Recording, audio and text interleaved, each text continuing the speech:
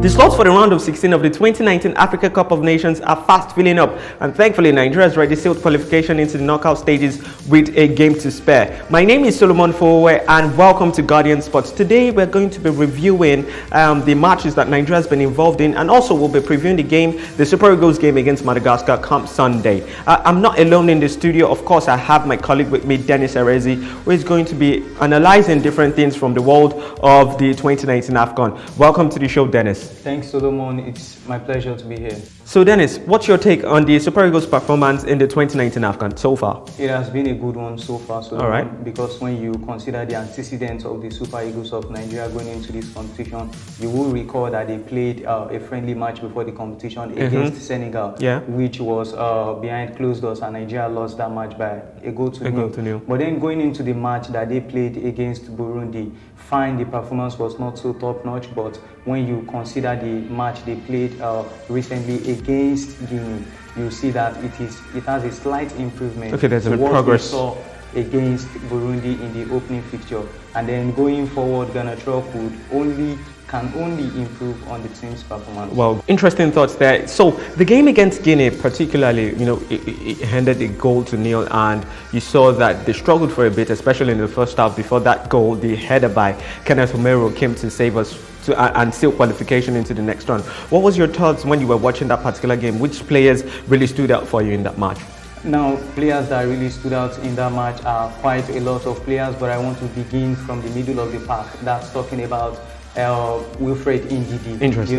In fact, I was reading some comments on Twitter the other day, and someone suggested that maybe Ndidi should be nominated as Nigeria's next Minister for Defense. So that's just on a lighter note. But when you look at his performance, it really stood out, provided a lot of cover for the defensive duo of Leon Balogun and then Kenneth Omero, who scored Nigeria's goal in the 74th minute. But all in all, you see that the team have gradually progressed. But looking at the Nigeria's wing play, you realize a few difference from the formation that Ghana put out against Burundi and the match against Guinea. The difference in the match that stood out for me was number one, starting Ahmed Musa and then starting Simon Moses on the other side. But then I also feel that a lot more can be done by Alex Iwobi if he intends to covet that playmaking role from Mikel Obi. Well, because that is a serious bone of contention. During that match, you had different people with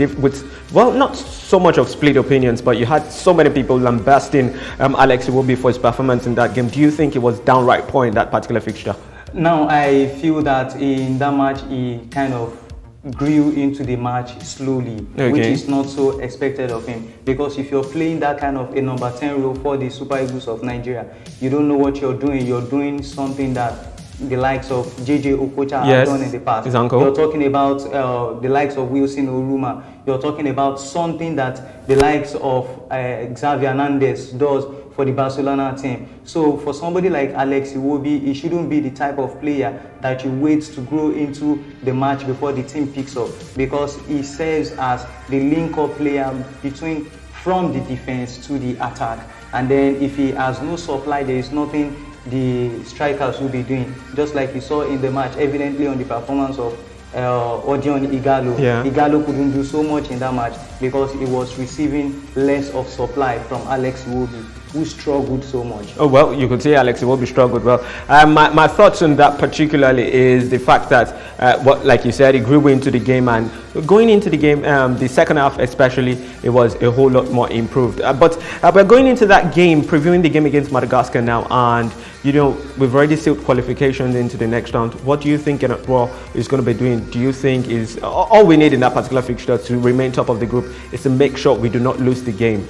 A draw, we're still top of the group. So what do you think Roy is going to be doing differently in that game, or do you think he's going to be retaining the squad that played against Guinea? So going into the match against Madagascar, I expect just a few changes from Ghana.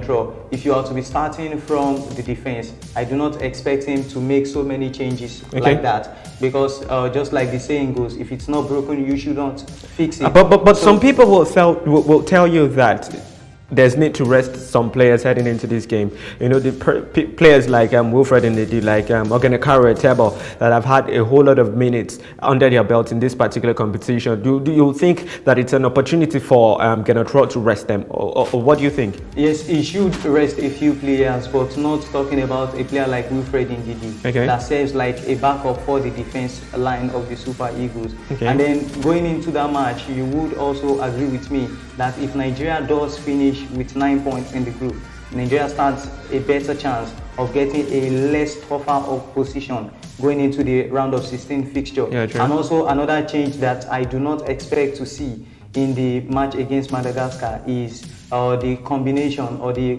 cooperation between Kenneth Omero and Leon Balogun. I expect it to stay the same, but on the flanks I expect Chukwueze to be starting for us. That's on the right hand side. I also expect Ahmed Musa to be starting, and in the same way I expect Alex Iwobi to be rested, as well as Ogenekaro Etebo. At least let's fill in a few of these players. Also I expect Onuachu to be starting in the place of Odion Igalo. The reasons I'm stating this replacement is because when you consider the depth of squad and then the quality of players of the other teams that Nigeria has played before now, you consider the players of Burundi who are less quality of the Super Eagles, with all due respect to them, as well as the players of Guinea. You want to say that Madagascar provides a lesser test for the Super Eagles of Nigeria. And then with these few players that I've mentioned, I feel Nigeria should be going through.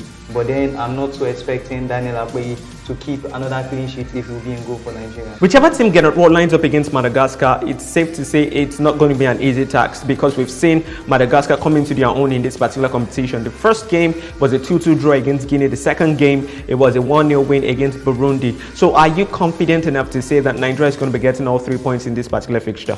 Talking about what is expected of the Super Eagles in the match against Madagascar, you know, it's quite a dicey decision to take. It's quite a dicey prediction to make, in the sense that you consider the performance of these debutant teams in this competition, and then you want to say that really football has evolved on the continent of Africa, and then take nothing away from this Madagascar side, in the sense that, you know, they have aerial presence, and then they can shoot from sight, because you look at the goal they got against Burundi in their second game. That was a flying free kick, and really good. Not so much of Nigerian players you can vouch for to take such a set piece with that kind of technique. Some will differ though.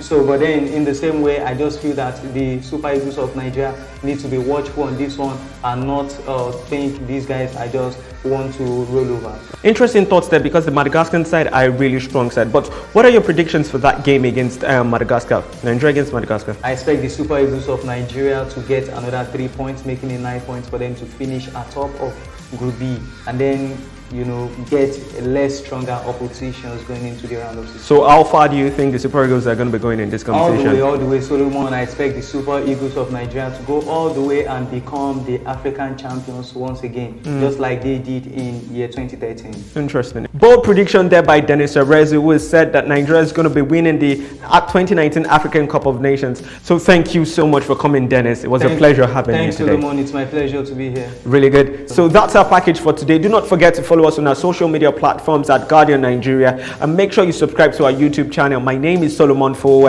and you've been watching Guardian Sports.